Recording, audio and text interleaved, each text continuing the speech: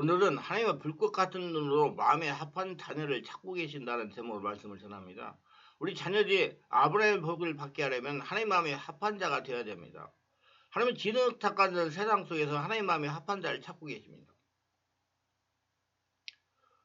인간의 가장 특권은 역사를 만들어가는 하나님께 불림을 받아가지고 쓰임받는 자가 될 수 있다는 점입니다. 그러니까 여러분들 자꾸 유튜브에 그 댓글에다가 자기가 육신의 삶을 살았다고 해 걱정하지 마세요. 아브라함도 육신의 삶을 살다 영적인 사람 바꿨어요. 불림 받아가 성령님도 받아고 영적인 사람 바꿔지니까 염려 마시고 이제부터 성령님도 받아서 자기가 뭐가 잘못된지 깨닫고 성령으로 깨달아서 하나님이 나의 주인 되는 하나님의 성령이 나를 정명하는 그런 신앙을 바뀌면 여러분 다 문제없이 영의 사람, 성령의 사람들 하나님의 복을 거둬들이며 살 수가 있습니다. 고린도서 3장 9절에 보면 우리는 하나님의 동역자되어 너희는 하나님 밭이요 하나님 집이라고 말씀하고 있습니다. 하나님 우리를 택하셔서 같이 일하게 하신다는 것인데 이건 그린들 특권으로 내가 정한 것이 아니라 하나님이 정하신 겁니다. 오늘 이 말씀을 듣는 모든 분들도 하나님의 동역자로 귀하가 쓰임받게 되시기를 예수님이 축원합니다. 그리고 하나님 마음에 합한 자가 되어서 하나님께 불림을 받아 나와서 하나님의 축복된 삶으로 하나님의 살아계신 증명한 자로 살아가시길 바랍니다. 오늘 주님의 내제자를 부르시는 장면이 나와요. 이 장면을 보면 하나님이 어떤 사람을 불러 사용하는지 깨닫게 됩니다. 사람은 어떤 사람을 불러 사용할까요?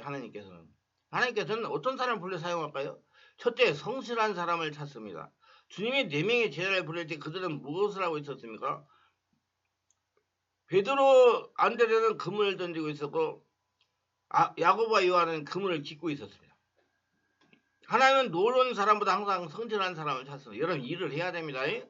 일을 해야 돼요. 그러면 크게 되기를 원한다면 자질을 준비시키고 자기의 자리에서 열심히 땀을 흘려야 됩니다.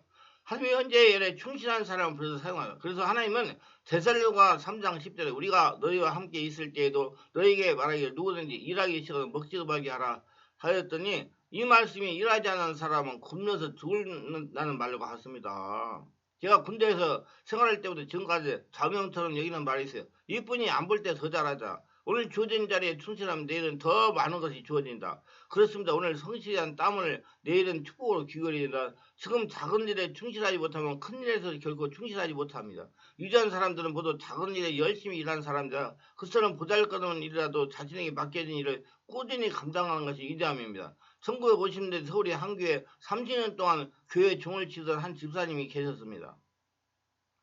정말 꾸준히 무급으로 매일 교회 새벽 예배 종을 쳤습니다. 하나님은 성실하신 하나님에게 성실한 사람에게 하늘 냄새가 납니다. 30년 동안 그 집사람이 교회에 종을 치는 봉사만 했지만 그분에게는 하늘 냄새가 났습니다. 그러나 다른 사람들은 그분을 보잘것없게 보았지만 담임 목사는 그분을 성자로 보았습니다. 하나님도 그를 어떤 사람보다 위대하게 보셨을 것입니다. 그 어느 날 그분이 천국을 가셨습니다. 영원한 천국에. 사람은 뭐 가는 날이 다 있어요. 그러니까 살 때 잘해야 된다 이 말이죠. 그래서 교회 장례를 치렀는데 수많은 높은 분들이 장례식에 참석하는 걸 보고 교인들이 깜짝 놀랐습니다. 알고 보니 그 보잘것없는 집사의 아들이 그 당시 장관이었던 겁니다. 아들이 장관이었지만 교인들은 전혀 그 사실을 모르고 그저 묵묵히 종만 치는 집사를 알았던 것입니다. 그런 소리 없는 봉사가 천국에서는 큰 소리가 되어 하나님 마음을 움직인 것입니다. 남들의 수고를 몰라줘도 바뀌는 자리를 꾸준히 지키세요. 이 일이 쉽지 않을 것이라 그러나 조금 시루를 느린 것 같아도 자기 자리에 변함없이 지키는 사람이 결국 승리합니다. 예수님이 십자가를 보세요. 얼마나 상식을 초월한 시류의 늦은 수단입니까? 그러나 그 십자가를 통해서 인류 구원의 역사가 이루어졌습니다. 그처럼 하나님은 자기 자리에 충실한 사람에게 더욱 복된 자리를 허락했습니다. 누가 보든지 안 보든지 묵묵히 주의 일에 충실하는 사람을 찾으십니다. 두 번째, 강하고 담대한 사람을 찾습니다. 하나님은 사람을 통해 자신을 하십니다. 그렇기 때문에 합리적인 사람이나 나약한 사람을 통해서는 하나님 일을 하실 수가 없어요. 자기가 같이 강하고 담대한 사람을 통해 일하죠. 그게 강하고 담대하는 건 누가 한다? 하나님이 하신다. 그 믿음을 갖고 사는 사람, 내가 하는 것처럼 하나님이 하신다. 그 믿음을 갖고 사는 사람이 강하고 담대한 사람이에요. 강하고 담대하지만 지가 한다고 자꾸 생각하니까 안 돼요. 예. 하나님은 여호수아에게 강하고 담대하라고 그랬습니다. 자신 앞에 일어나는 일은 자신이 하는 것이 아니고 하나님께서 자신을 통해서 하신다는 믿음을 가지고 강하고 담대한 믿음으로 행하는 사람이 필요한 겁니다. 그래 하나님이 기적을 일으키죠. 그 사람부터 기적을 일으켜요. 하나님 마음에 합한 사람, 하나님같이 강하고 담대한 사람, 하나님 강하고 담대한 마음을 가질 때 그 사람은 되게 큰 일을 하실 수가 있습니다. 우리의 주위에 우리 위협하는 여러 가지 일들이 많이 다가옵니다. 세상 같은 경제적인 타격이 다고 언슬로 다가오는 거냐, 환경 어려움도 다가옵니다. 우리는 마음이 위축되어서 그만 놀래서 뒤로 물러가고 말입니다. 그러나 성경은 말씀하기를 나의 의인은 믿음을 말미암아 살리라. 뒤로 물러가면 내 마음이 저를 기뻐하지 아니라고 말씀한 겁니다. 강하고 담대한 마음을 가진 사람을 하나님이 찾으시는 겁니다. 다시 한번 말씀, 강하고 담대한 말은 누가 한다? 내 앞에 있는 이 일은 하나님이 하신다. 그 믿음을 가지고 하는 사람이, 선포하는 사람, 행하는 사람, 예, 그 사람을 찾는단 말이에요. 그 사람한테 기적을 일으킨단 말이에요. 다윗을 보세요. 그는 목동이었으나 그는 아직 군인이 될 수 있는 나이도 못 되었습니다. 그래서 사울이 블레셋 사람을 대적해서 싸워 나갈 때 모든 이스라엘 장정들이 다 동원되어 나가서 블레셋을 대적하여 진을 쳤으나 블레셋 군대 중에 장관 골리앗이 나와서 이스라엘 모이게 했습니다. 이스라엘 군인들 모두 다 놀라고 두려워서 바위 밑으로 나무 밑으로 모두 다 숨어버렸어. 왕 하면 숨어버렸어. 몰라가지고. 골리앗은 키가 구척이어 눈알이 종달만 했다고 합니다. 그 창은 뱉을만한 채였습니다. 이것이 도무지 아무도 그 근처에 나갈 수가 없어요. 그래서 다윗은 형들이 전쟁에 나갔기 때문에 형들이 이문한 아버지가 주는 음식을 가지고 갔다가 보니까 상황이 이렇습니다. 골리앗이 나와서 산이 쩌렁쩌렁 울리도록 이스라엘 남자가 있거든. 내게 나와서 대적하라. 나와 싸워서 이기는 자는 우리가 너희 종이 되겠고 너희가 지면 너희들이 우리 종이 되겠다. 이스라엘 군인들 중에 아무도 나가는 사람이 없었습니다. 왜 그럴까요? 다 이스라엘이 하나님의 주인을 모시고 살아가면서도 그들은 자기 힘으로 골리앗을 잡아야 한다고 생각해서 골리앗과 자신들을 비교하니 도저히 이길 수가 없다고 생각하기 때문에 소리만 질르면 숨느라고 정신이 없었어요. 하나님께서 골리앗을 잡는다는 강하고 담대한 믿음이 잃어버리기 때문에 하나님이 아무도 사용할 수 없어요. 그 사람들.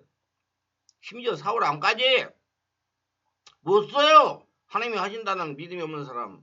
여러분 지금도 마찬가지. 여러분 내 앞에 있는 일 하나님이 하신다는 믿음이 없으면 하나님이 쓸 수가 없습니다. 그때까지 기다리고 연단 받으셔야 돼. 훈련 받으셔야 돼. 그럴 때 다윗이 그 말을 듣고 그에게 왕에게 와서 말했습니다. 내가 나가 싸우겠다. 저 하려는 놈은 왜 우리가 두려워하느냐. 내가 아버지 양을 치다가 곰이나 사자가 오면 그를 양을 잡아서 빼앗았고 달려들면 내가 쳐서 죽였다. 저 곰이나 사자보다 못한 저 인생은 뭘 두려워하느냐. 조그만 다윗이 그것도 가볼도 있지 않고 칼고 가지도 않고 자기 목등에 옷 입고 그대로 울면돌을 세워가지고 골리앗을 향해서 나갔습니다. 누가 간다? 나가가는 것이 하나님이 간다. 그 믿음을 가졌다는 말이에요. 그게 굉장히 중요한 거예요. 다윗이 한 말을 들어보면 참 기가 막힙니다. 그 말을 누가 한 건지 아세요? 하나님이 다윗의 입술을 통해서 한 거예요. 그런 믿음을 가지고 여러분 자꾸. 그래서 성경은 역설적으로 봐야 된단 말이에요. 너는 창과 칼과 단창으로 나오나 나는 내가 모욕하는 망군의 여호와 하나님의 이름을 의지하고 내가 가노라. 오늘날 이스라엘에 하나님이 계신 걸 내가 만처럼 알리게 하노니 너를 죽여서 너의 고기를 찢어 공중에서 짐승이 바벨을 만들겠다. 고다시 뭐라고 했습니까? 너 나를 개새끼인 줄 알고 부족갱이를 들고 오느냐?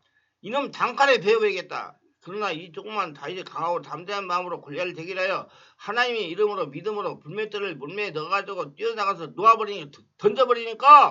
던져버리니까 그들이 얘 미샬이 돼가지고 정통으로 골리앗 이마를 때려가지고 이마를 깨고 골속에 들어가니까 그 거인 것도 안 넘어질 수가 없는데 넘어지고 말한 거 죽어버린 거 말이야. 기절해가지고 죽는 거.